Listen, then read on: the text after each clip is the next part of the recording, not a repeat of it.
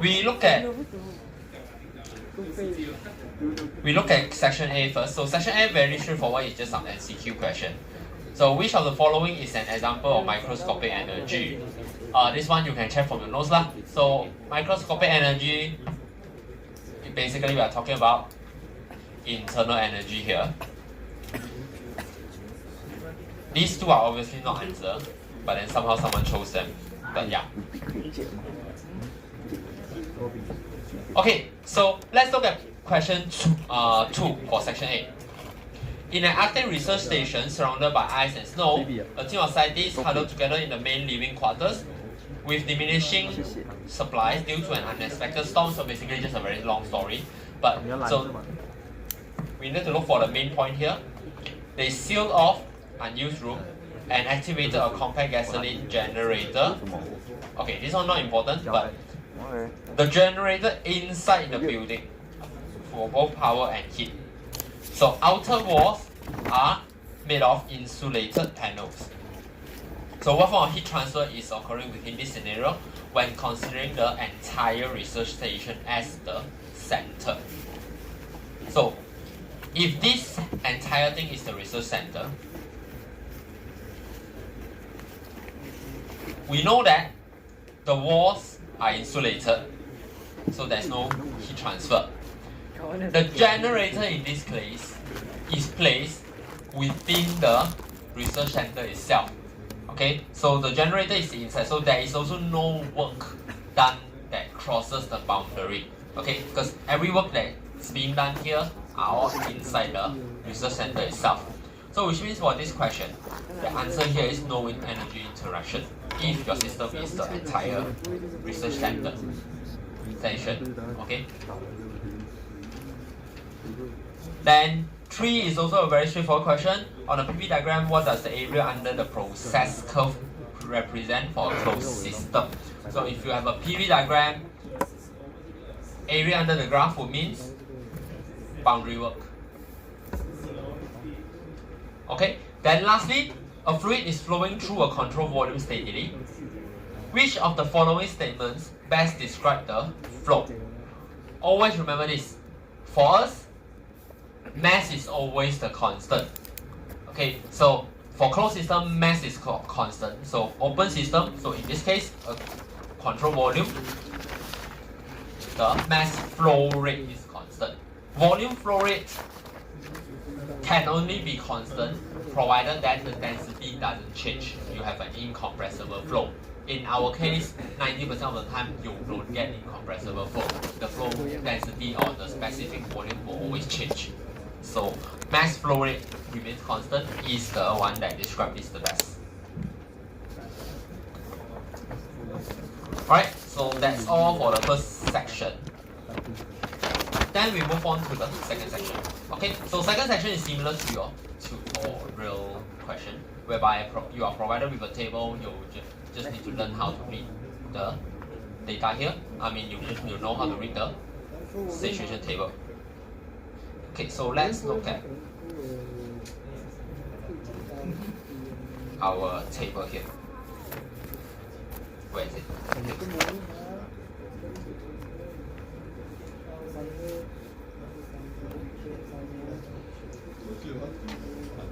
Okay, so we look at the first question. First question, very straightforward, at least for A lah. In B, you look for the row that suits you. Okay, I swap around some of them. Alright, so the first one, you are provided with 235 degrees Celsius saturated liquid. So the most straightforward one, to go to the table, H2O table. So this question, okay, one main thing here. This question says that complete the following table for H2O. There's only H2O in this case. We only refer to H2O. There's no refrigerant or RNG4A in this case. Okay. So here, 235 degrees Celsius. So we look at table A4, which is the saturated water table. Look for 235 degrees Celsius and saturated liquid value. So saturated liquid value is here for VF, and then saturated pressure. Okay, so this will be the answer here.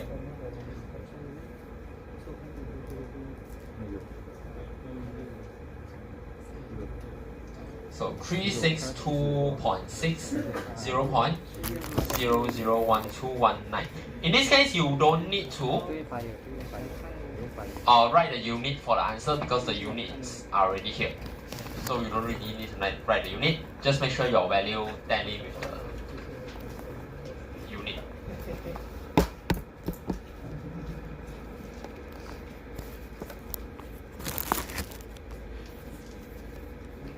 Okay, so where are we? Okay, and also for this table, at no point you are required to do any interpolation. Okay, so if you did some interpolation, then meaning something is wrong. Okay, so now we look at the second row. For the second row, you are provided with pressure and specific volume. So you know that the pressure is 10,000 kilopascal, and specific volume is 0.00099952. So as I said, you always start with the saturated table. That's the easiest way, that's the most straightforward way for you to check what state or what phase the liquid the fluid is at or the substance is at. So now we go to the pressure table since you are given pressure. So you check 10,000 kilopascal. So you go all the way here, this row gives you 10,000 kilopascal. And you can see that this is your VF value. And this is the VG value.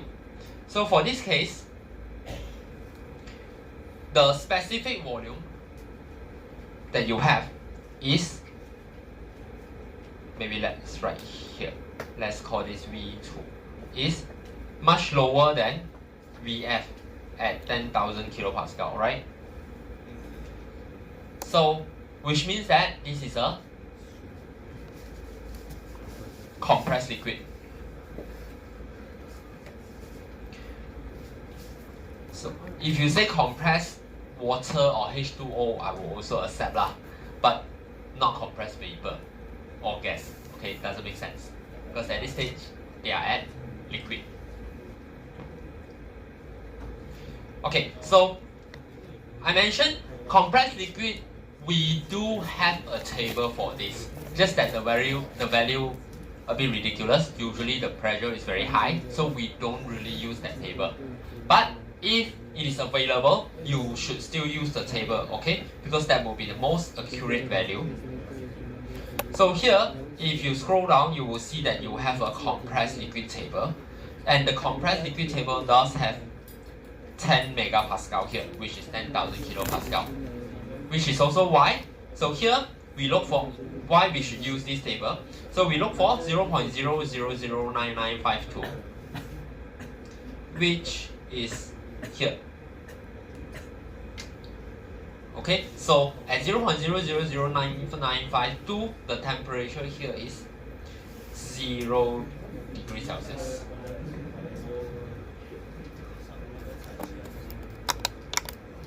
Okay, so if the pressure is high enough, check the table here.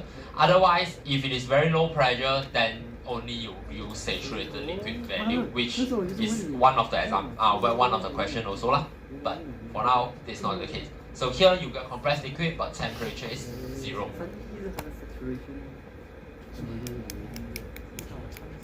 Okay, so now we look at the third row. So any issue so far? You guys don't watch it.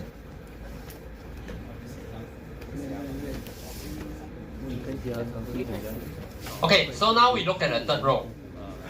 So third row is similar to second row, but this time you are provided with temperature instead of pressure. So repeat the same thing.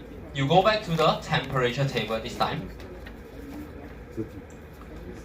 You look for 300 degrees Celsius and check the V value here. So this time your VF is 0.001404. Your VG is 0.021659. So the V value in this case lies where? So for V3, so in this case we can say that V3 is larger than Vg, right? So if it is larger than Vg, then what state is this? Then this is superheated water or vapor, maybe. Don't leave it as superheated. Superheated doesn't have any meaning, it's an adjective. Water is also fine. Superheated liquid, then it's not fine. Okay, then that one again, the meaning is wrong because it is in gas form. Okay. Alright, so now then, since this is the superheated case, superheated with water case, we go to the superheated water table. Again, this time you cross-check 300 degrees Celsius. So you check all the three. So when it is temperature, then it's a bit troublesome because you will know which box that you are looking at. So you just have to go through one by one until you see a similar value at 300 degrees Celsius. So at 300 degrees Celsius here, 2.5 megapascal, you will see that V is 0.09894. Okay, at 300 degrees Celsius, so meaning this is the pressure that you're looking for. So in this case, of course, pressure you should write 2500 instead of 2.5 megapascal because that's the unit that's given in the question. So again, if let's say your value is 0.09 for example, so you will see that the next one is 0.08188. So 0.09, then you have to interpolate between the two pressure for you to find out what's the pressure. Okay, in this case I gave you the exact value, so you can just take the exact value.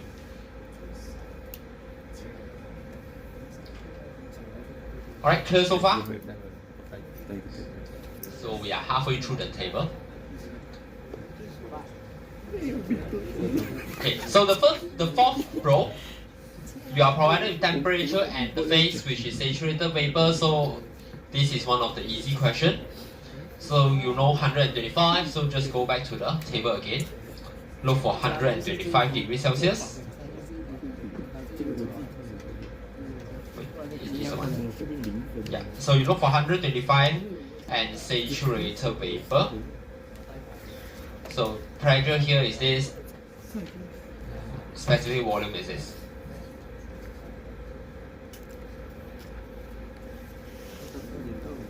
Again, reminder, give me the exact value, okay? Don't round up or down.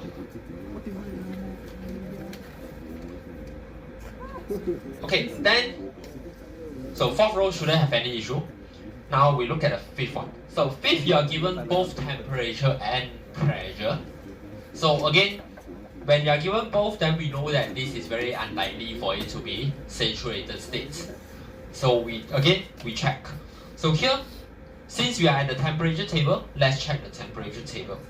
So 70 degrees Celsius, the saturated pressure is 31.202. But the pressure that you have here is 300 kilopascal. So which means that this is a, what state is this? Compressed liquid, because the pressure is higher. Think about it that way. That's the easiest way to think. So the pressure is higher than the saturated pressure.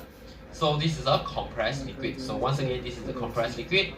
But this is a different case of compressed liquid. Because the pressure that we have is only 300. But the table just now, the minimum pressure value is 5,000. So which means, in this case, instead of using a compressed liquid table, we approximate this value as, so it's just approximate, but we approximate it as VF at 70 degrees Celsius. Okay? Use the temperature table, meaning this one. So this value, 0.001023. Do not use the pressure table. If you use the pressure table, that's the wrong value, even though it is still quite close.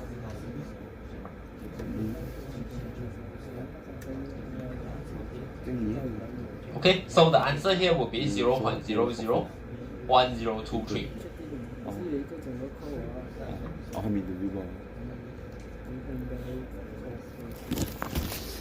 So this value is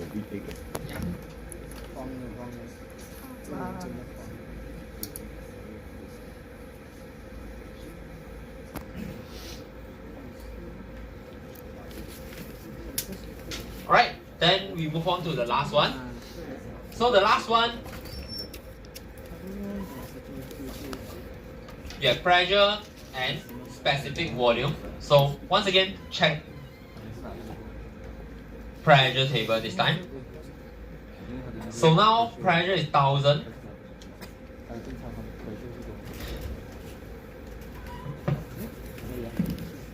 Okay, so here 1000 kilopascal. This is the VF value, this is the VG value. There is no typo in the specific volume value, it's intentionally that way. So you can see that VF is 0.001127, but the V here is 0.01127. So which means V for 6 is still between VF and VG. Okay, so meaning this is a saturated mixture. Saturated mixture is fine, you don't really need to write the full name, liquid vapor mixture. It's understood. Alright, so then temperature is 179.88.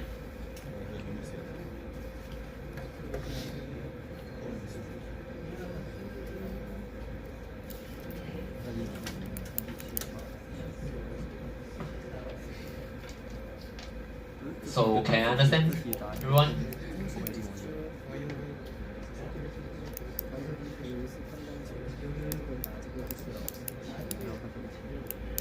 Okay, if no issue, then I will move on to the next question.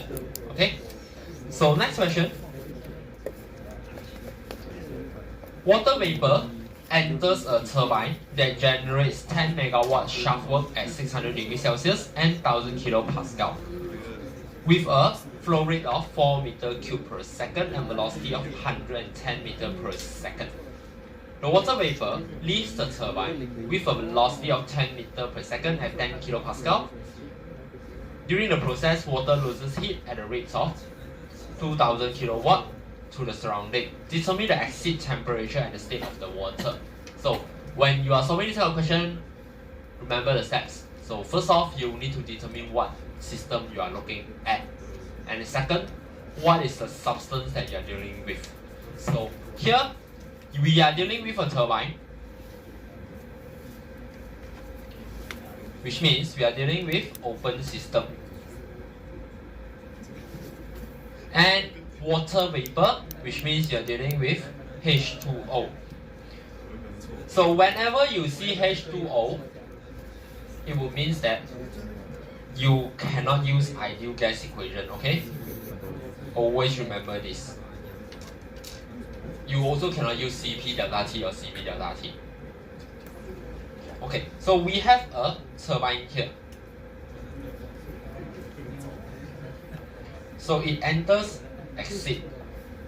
This is your state 1, this is your state 2.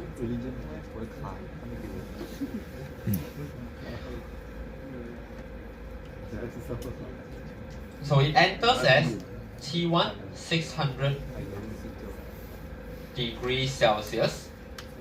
P1 is 1000 kilopascal with a flow rate of 4 meter cube per second. So this is the volume flow rate at 1.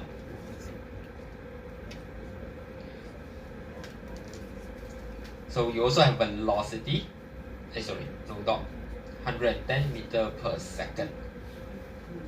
So water vapor leaves the, so we only say water vapor, we didn't really specify what states here. So don't get confused, as in don't make judgment just based on the name here. Okay, so here water vapor leaves the turbine with a velocity of 10 meter per second. So this is one. At 10 kilopascal. Okay, so these are the information that's given to you. So even though that in the lecture slide I did mention that most of the time turbine we ignore kinetic energy change, but of course here if the velocity is given to you, then you include that since the information is given to you. So this turbine is this turbine will generate 10 megawatt. So this one need to be a bit careful. So it generates 10 megawatt. Now we always in thermal, when you are calculating internal energy enthalpy, we are always talking about the enthalpy and internal energy of the substance, right? Water, air. So the energy perspective is from them. So meaning a turbine, what does a turbine do? A turbine extract energy from the substance. So in this case, the water. So meaning from a turbine, what you get is a work out. Okay, because you are extracting the energy away from the water. And of course, the question also says that this turbine will, okay, everything here is a bit too big. It also says that there is a Q out from the water during this process. So these are everything that we have here.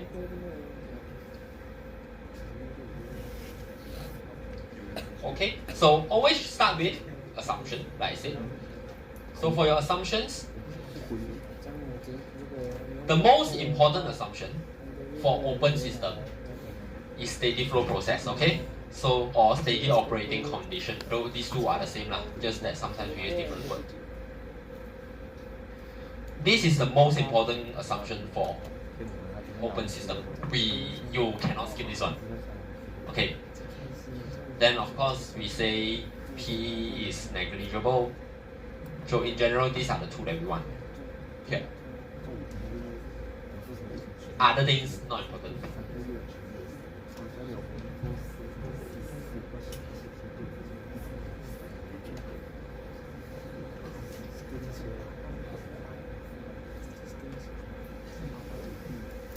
Alright, so here you might notice that I haven't touched about, as in we didn't really talk about what we are looking for at the exit. So why do I say that? Because in general the steps are about the same, whatever that you are looking for. But okay, so here we look at what we need. So we want to find T2 and also what is the state or phase in 2. Right? In order for us to do that, since this is an open system, we start with the energy balance equation for open system. So for open system, it is the very long equation lah. So meaning Q in plus work in plus m dot h1 plus v1 square over 2 plus gz1 equals to Q out plus work out plus m dot h2 plus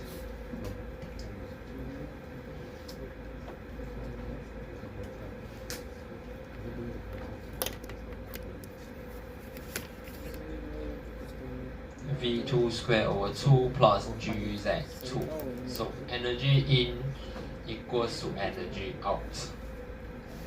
Okay, technically speaking, just saying lah, if you want to write it in this form,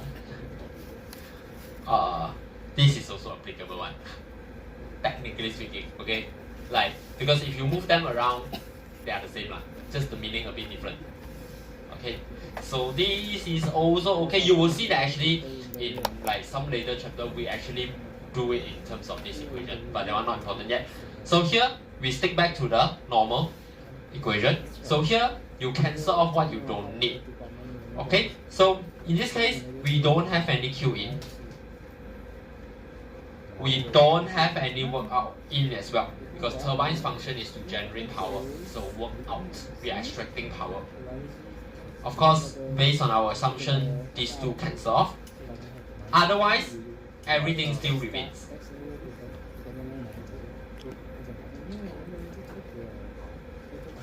Right, so the dot is here. So we rewrite this equation.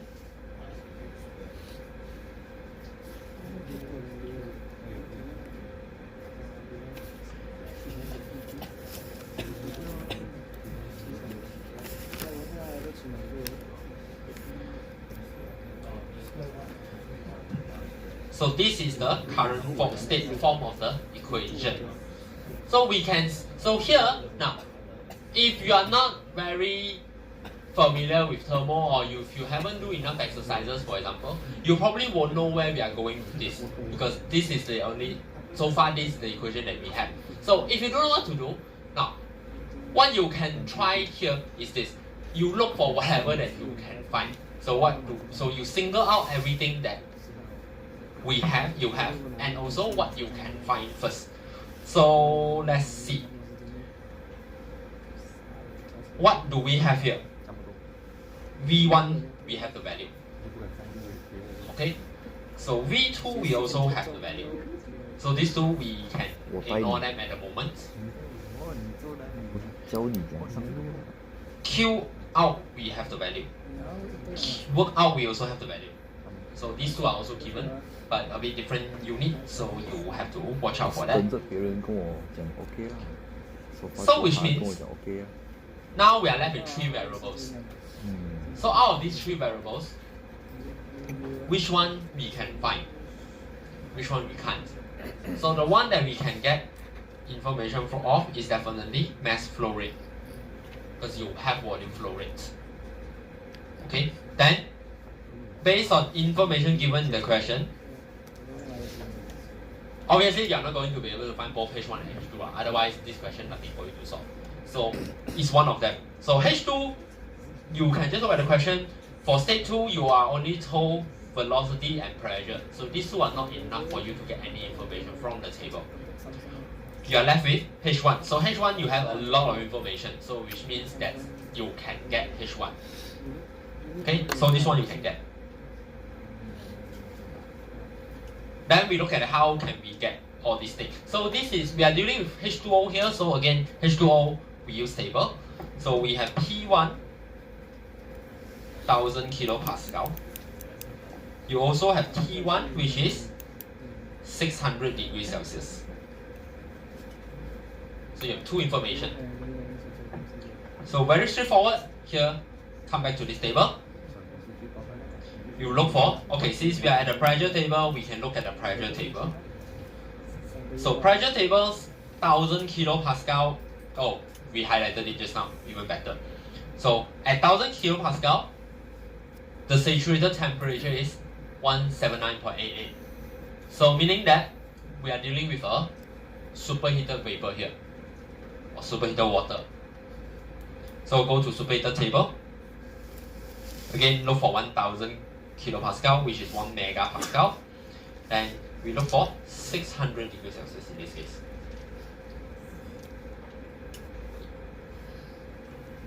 So H 3698.6. So this is your H1.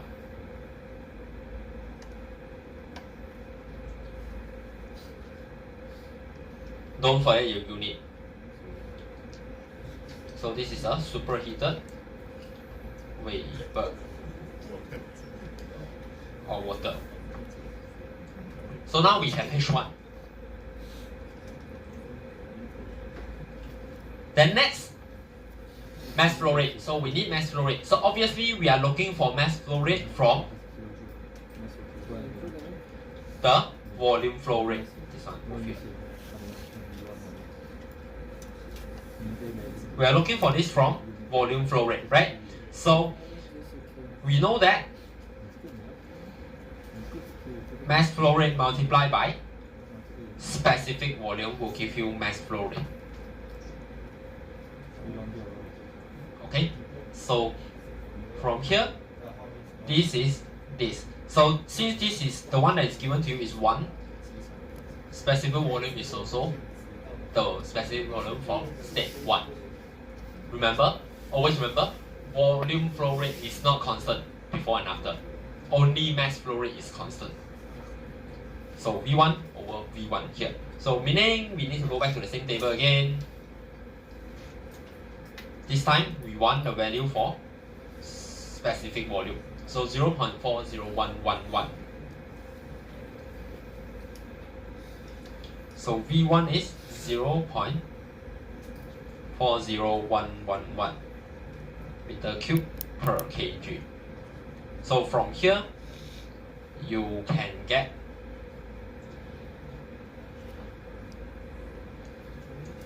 your mass flow rate. This should be 9 point something kg per second.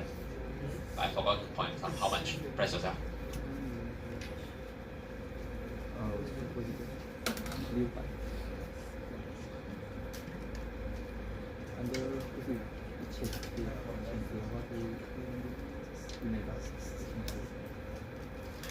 Okay, so should be around this value.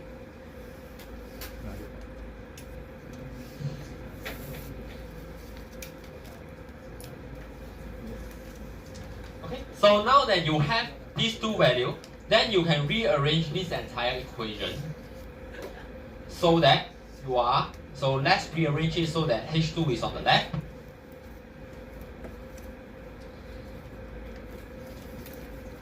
So you will get H1 plus V1 squared minus V2 squared over 2 minus Q out M dot minus work out M dot. Okay, so one last thing that you shouldn't forget is this term. So this is in kilojoule per kg. This is also in kilojoule per kg, kilojoule per kg. So this one, if you just use V1 squared minus V2 squared, you will get joule per kg. So you need to change this to 2000, meaning you have to or split up. You need to convert the unit, so you need to divide by 1000, or else your value will be very big. Okay, so one more thing that for you that you can cross check. Usually this term is not very significant. If it becomes very significant, meaning when you calculated this term, it has a very huge impact on your value, then something is wrong. In most cases, the impact it is not very significant. So if you calculate this, the value that you get should be around 2,500.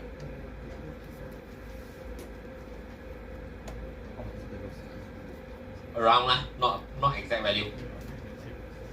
Or it's actually almost exact, but yeah. So if you submit all the value, you should get about 2,500 kilojoule per kg.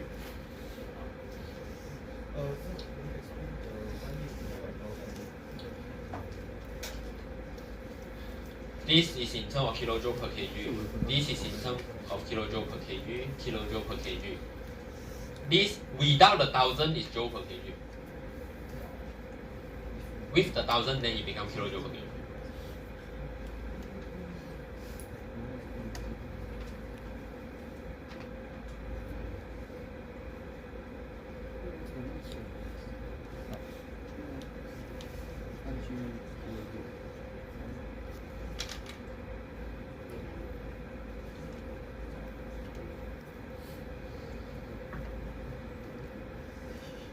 Alright, let's finish this question up first. Alright.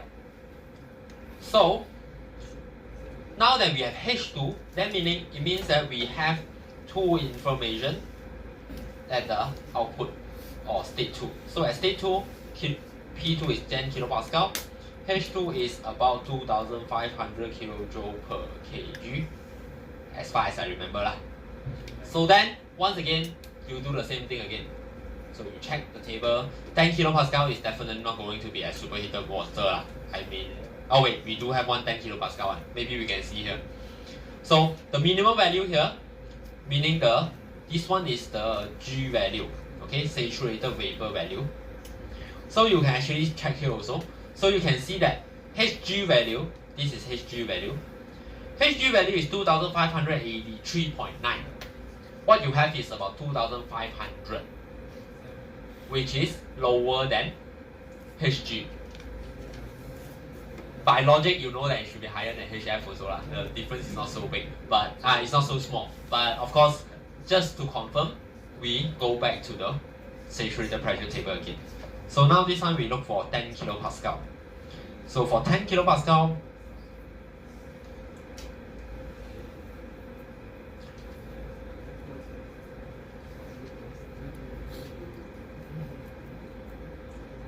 we compare with HF and Hg. So HF is 191.81 kilojoule per kg. Hg is 25 83.9 kilojoule per kg. So from here, you can see that H2 is between HF and Hg, which means that this is a saturated mixture, and T2 is just T saturated at 10 kilopascal.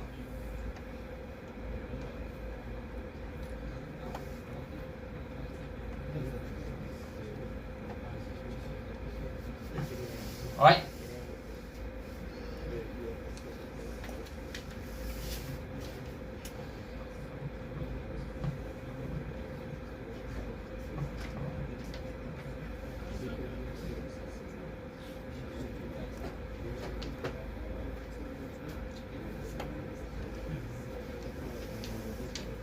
So if this question is about air, then you can use MC delta T, but it's water, so you can't use that.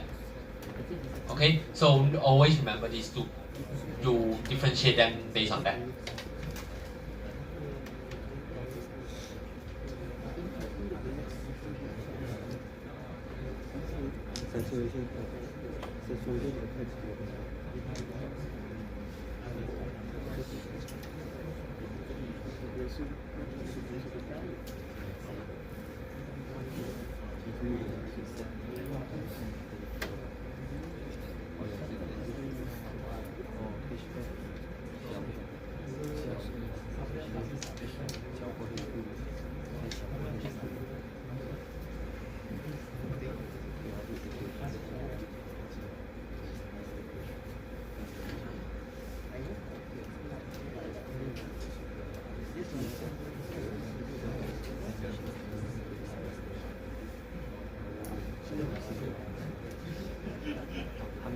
T2 是45.81 ，OK。 Cylinder device. So this time we have a piston cylinder device, which contains 1000 liters saturated steam at 1 megapascal with a quality of 0.8. So we are dealing with a closed system this time, and we are still dealing with H2O. Okay, because you are told that this is the steam. With a quality of 0.8, you can also see that it's water here lah. So quality is 0.8 at first. So the steam undergoes an isobaric heating process until it fully evaporates. So determine A, the mass of the steam, B, the final temperature, C, the amount of heat transfer, and D, you need to draw the TV diagram. Okay, so now, so what do we know about this? Once again, let's note down what do we know about this system. So at state 1,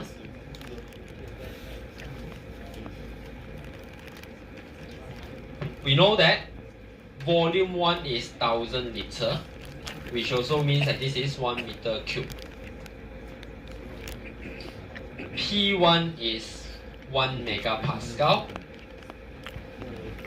X1 is 0.8, so meaning this is a saturated mixture. So it undergoes heating process. Then in state 2, so what do we know about state 2? Is there any information for state 2 here?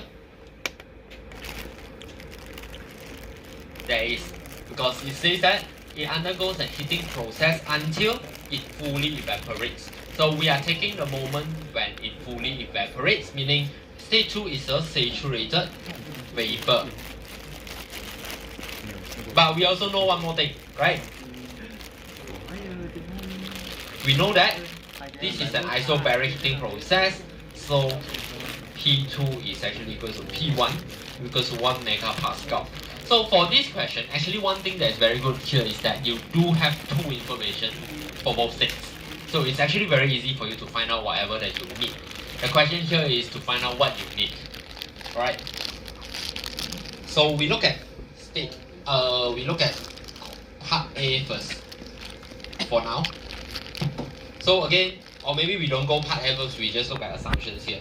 So for closed system, your assumptions pretty much the main one is stationary system.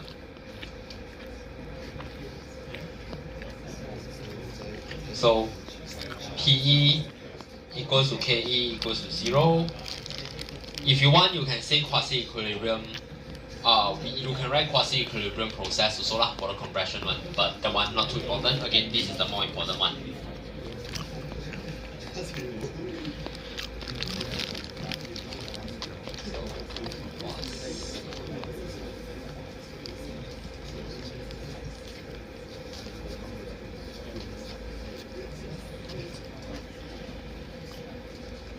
Okay, so we look at A.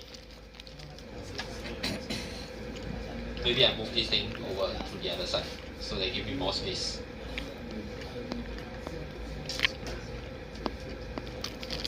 Okay, let's look at A. So A, you need to look for the mass of the steam. So again, pretty standard. You look for mass. You are given volume, so meaning m dot mv1 equals to v1.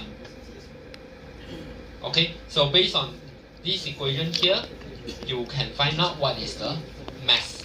So which means you need to find out specific volume at 1. Right? So at state 1, we know that P1 is 1 megapascal, X1 is 0.8. So in order to find V1, you need to find out Vf plus X1, Vg minus Vf. For this question, I don't think I will go back to the table lah. By now you should know how to read it. Okay, so based on this equation, so don't forget that. Okay, maybe I go there for a while. Okay, come back here. So 1 megapascal. So 1 megapascal once again is actually 1000 kilopascal again. So you need to take note that unlike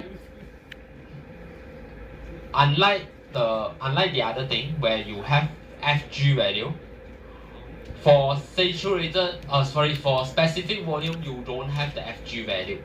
So you have to use Vg minus Vf instead. Don't forget that term lah. The lab, we assume that it is not significant, but in your actual calculation, you should always take them into consideration because the value can be actually quite different. In this case, I think they are not the same lah, basically. So here, you take the Vf value, you take Vg minus Vf, you should get the V1 value. Okay, so this should give you, I think, 5 points. 6.5.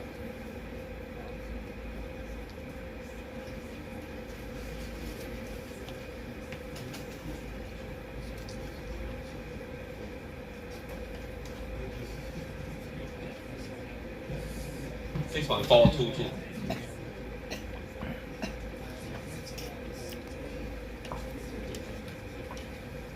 So should be around this value. Okay, so then we are done with A. Now we move on to B first. So B, you need to find out the final temperature. So this question, actually you don't really need to do much. Essentially, if you write down this, then it's fine. Because based on the question, you know that if C2 is a saturated vapor, so T2 is just T saturated at 1 megapascal, which is 179.88. Right? Yeah, I see this value until I can't remember. So state 2 is pretty straightforward here.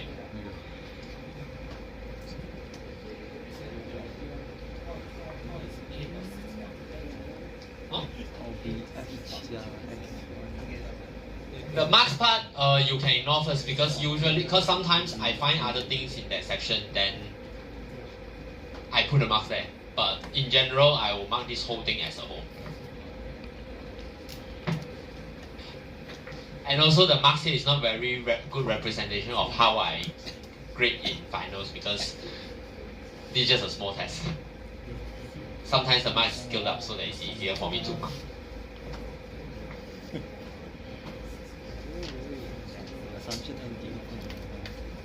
Alright, so now C is the amount of heat transfer. So in C, since you're looking for the amount of heat transfer, so we go back to the energy balance for the closed system. So for closed system, we say that E in minus E out equals to delta E system. So which means that we come back to this equation.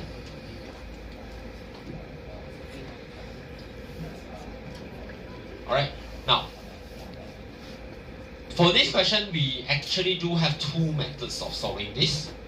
Maybe I write it smaller here, over here. Okay, so one way is this. So the first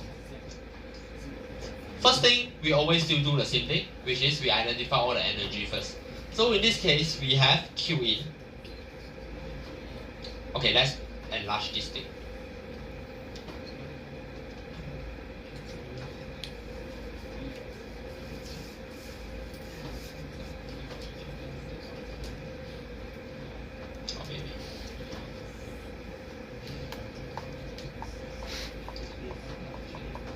So we have Q out.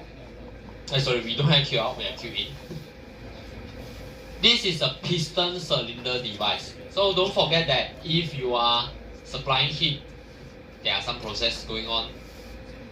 There will be boundary work. So in this case, let's say if you don't know where the boundary work should go, you can keep it as just W. Then you see what value then after that you see whether you get positive or negative. That is the work out. Or maybe we will do just that. Okay, so this whole thing, let's just group it as W again. Okay, and we call it W boundary.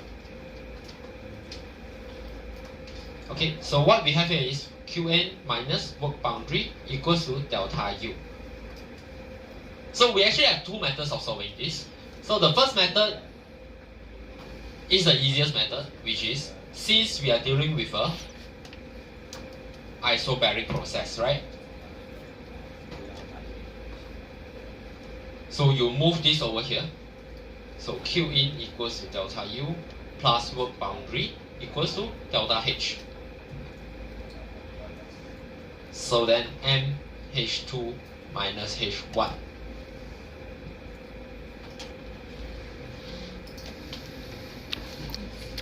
So here you need to find Q in. You have mass, we found it from A. So now you need to find H2 and H1. So H1, so these two you can find, So these two again you can easily find them, right? So we can go back here. From the first state, H1 is just HF plus X1 HFG. And then at state 2,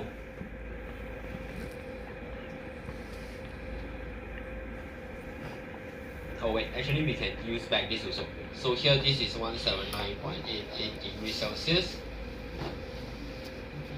So at state 2, you can also find that H2 is just Hg at 1 megapascal.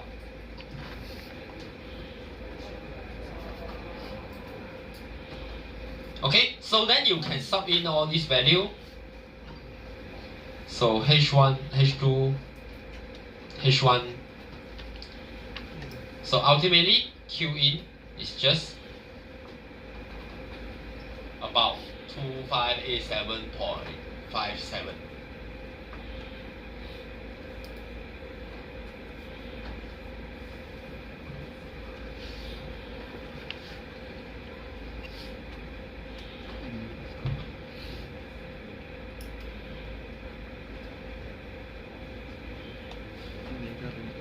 Roughly, yeah.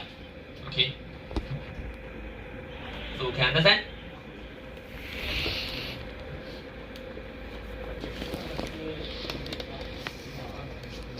So this method works regardless of whether the boundary work is boundary work out or boundary work in. Doesn't matter.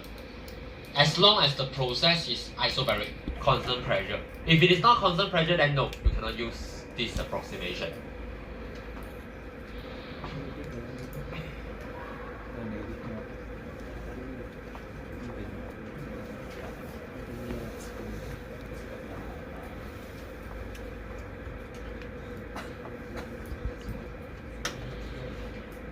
Okay, I'll move on first.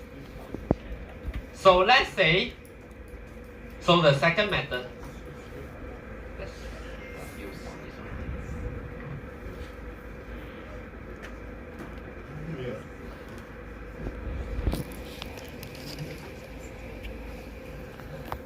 So the alternative method is if you insist on Q in minus work boundary equals to delta U. Okay, so let's say if you want to do this, it's still the same thing. You move this over here first. Plus work boundary. So then based on the previous, so the same method as the previous one, you find U1 based on UF plus X1 UFG. Then you find U2 based on UG at 1 megapascal. So you can get these two values. Now the only question here is how to find work boundary. So we know that this is a constant pressure process.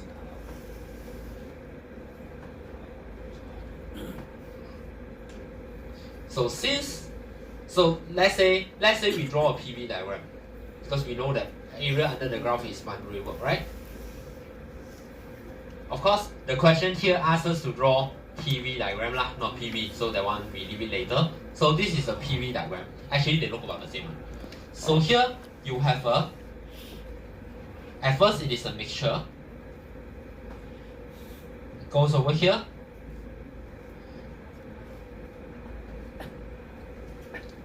So this is the area under the graph, right?